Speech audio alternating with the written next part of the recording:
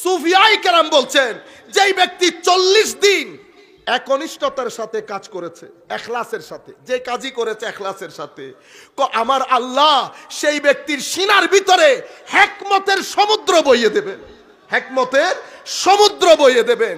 আফসোসের বিষয় হচ্ছে কানেকশন নষ্ট হয়ে গেছে, নামাজ দোয়া ছেড়ে দিয়েছি, আমরা আজীব তামাশার মধ্যে চলে গেছি। আমাদের জিন্দেগি, আমরা আজকে বিছানায় গিয়ে বেটা আমরা চেক করে দেখব আমাদের জিন্দেগির মধ্যে পজিটিভিটি আছে কিনা। পজিটিভ এনার্জি যদি আপনি এখানে রাখতে চান, শরীরের জন্য যেমন শক্তি দরকার, মনের জন্য তেমন শক্তি দরকার। শরীরের শক্তি দিয়ে আপনি জিনিসপত্র উঠান, কাজ করেন, মনের শক্তি দিয়ে আপনি আপনার ভিতরের জগৎকে শান্তিময় করেন। আপনার ভিতরের জগতের শান্তি কখনো শরীরের শক্তি দিয়ে আসে না। টাকা প্রয়োজন, টাকার সুখ 3 দিন, আরো পৃথিবীতে যা কিছু করেন সবকিছু আপনাকে সুখ দেয় 3 থেকে 4 দিন। মনের সুখ, এটা আপনার সব সময় আপনাকে সুখের ভিতরে রাখবে। আপনি যদি মনের ভিতর দেখে ডিপ্রেশন দূর করতে চান, মানসিক অশান্তি দূর করতে চান, আমাদের বর্তমানে ছেলেদের মধ্যে হতাশা বেড়ে যাচ্ছে, মানসিক অশান্তি বেড়ে যাচ্ছে, ডিপ্রেশন বেড়ে যাচ্ছে। আমি এগুলা কেমনে বুঝলাম? আপনি যদি সোসাইটিকে অ্যানালাইসিস করেন, যেই সোসাইটির মধ্যে ডিভোর্স রেট বেড়ে যাবে, বুঝতে হবে সেই সোসাইটির মধ্যে অস্থিরতা বেড়ে যাচ্ছে। অস্থিরতা কেন বাড়ে? আপনার সোসাইটির মধ্যে অশ্লীলতা বেড়ে গেছে। অশ্লীলতা কেন বাড়লো? কারণ আপনি মনের খাদ্য যখন দেওয়া বন্ধ করে দিয়েছেন, মন প্রটেস্ট করা শুরু করেছে। মন যখন প্রটেস্ট করে, মানুষ ভিতর থেকে অস্থির হয়ে যায়। তখন মানুষ শান্তি খোঁজে, কেউ মদে ডুবে থাকে, কেউ ড্রাগ ডিলিংয়ে ডুবে থাকে, আল্লাহ পাক জানে কোন অনাচারের মধ্যে ডুবে থাকেন।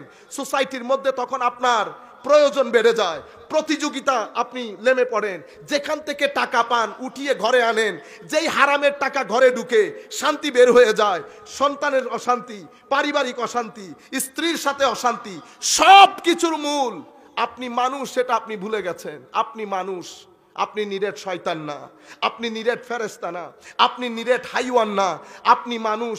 আপনার ভিতরে আল্লাহ নূর দান করেছে, আপনার ভিতরে আপনাকে মাটি দিয়ে বানিয়েছে, আগুন, পানি, হাওয়া সব কিছু দিয়ে আপনার খামির তৈরি করেছে, একটা শরীর দিয়েছে, একটা মন দিয়েছে।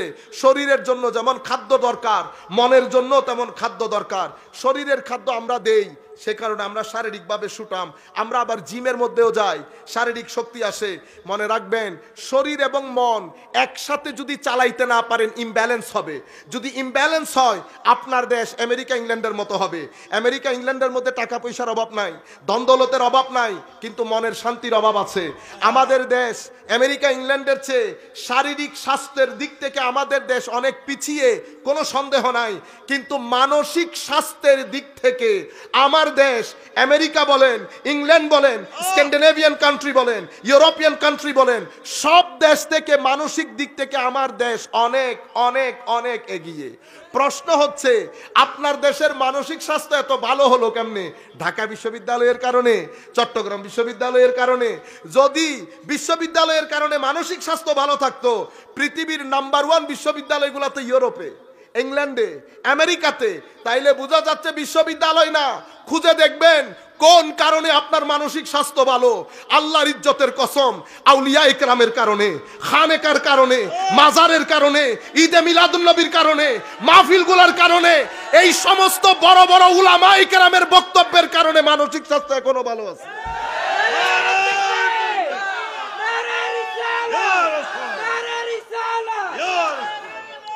এই সমস্ত উলামা ইকরাম, আমরা যার পাশে বসে আছি, হুজুরদের কিন্তু অনেক বয়স হয় নাই, কিন্তু অল্প বয়সে বৃদ্ধ হয়ে গেছে। কেন? আমরা এখন বুঝতেছি। গত 9 মাস পরিবারের সাথে আমার মনে হয় না 2 ঘন্টা সময় ব্যয় করতে পেরেছে। গতকালকে আমি এখন কক্সবাজার থেকে আসতেছি গাড়ি নিয়ে, চিন্তা করতে পারবেন, অল্প বয়সে বুড়ো হয়ে গেছে।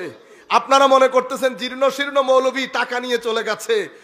ও ভাই, এই সমস্ত উলামা ইকরাম একজনের কারণে বাংলাদেশ সরকারের মিনিমাম $1 মিলিয়ন বেঁচে গেছে, যেগুলা তারা মানসিক স্বাস্থ্য ঠিক করার জন্য সরকারের খরচ করতে হইতো। England, America million million dollar খরচ করে ডিপ্রেশন থেকে সন্তানদেরকে বাঁচানোর জন্য। মনে রাখবেন, ডিপ্রেশন যদি বেড়ে যায়, ডিভোর্স রেট বেড়ে যাবে। গত 6 মাস বাংলাদেশের ডিভোর্স রেট আসমানে গিয়ে উঠেছে, বাংলাদেশের ড্রাগ ডিলিং আসমানে গিয়ে উঠেছে। ছেলেদের মধ্যে আদব খতম হয়ে গেছে, ছেলেরা মুরব্বীদের সাথে দাঁড়িয়ে যায়। আমরা আগে মুরব্বী দেখলে কই আমরা কই মুরব্বী, ছেলেরা এটা। আপনি যখন মুরব্বীর পিছনে দাঁড়িয়ে যাচ্ছেন, কেন দাঁড়ালেন বেটা? কারণ আপনি মানসিকভাবে অসুস্থ। মানসিকভাবে আপনি দেখবেন এখানে যদি একটা লোক হেঁটে যায়, আমাদের 10 জন পারবে না তাকে খেয়ে ফেলতে। এই যে আপনারা রিঅ্যাক্ট করেন, এটা আগুন। তাইলে আপনার ভিতরে তো আগুন হওয়ার কথা ছিল না, আল্লাহ আপনার ভিতরে তো নূরও দান করেছেন। তাইলে বোঝা যাচ্ছে আপনার আগুনের কারণে নূর মাথা চারা দিয়ে উঠতে পারতেছে না। কেন? এটা নূর আছে, নূর ছিল, এখানে আপনি অশ্লীলতার গন্ধ ঢেলেছেন। কারণ হেদায়েতের পানি আমার আল্লাহ বলছেন কোরআনে পাকে, নবী বলছেন হাদিসে পাকে, হেদায়েতের পানি উপর থেকে বর্ষিত হয়। কিছু জমি উর্বর হয়, কিছু জমি বন্দা হয়, কিছু জমি নালা নর্দমা গন্ধযুক্ত হয়। উপর থেকে পানি যখন পড়ে, পানি তো সুপেয়, পুকুরে পড়েছে, পানি খেতে পারতেছেন। আর উর্বর জায়গায় পড়েছে, শাক সবজি উৎপন্ন হয়ে কুল কায়নাত খেরে পড়ে নিজের জীবন যাপন করছে এবং বেঁচে আছে খাদ্য আহরণ করে। কোত্থেকে? ওই জমিন থেকে। আবার একই পানি আপনার ঘরের পাশে একটা নর্দমার মধ্যে পড়েছে, পানি পান করতে পারতেছেন? পান তো দূরের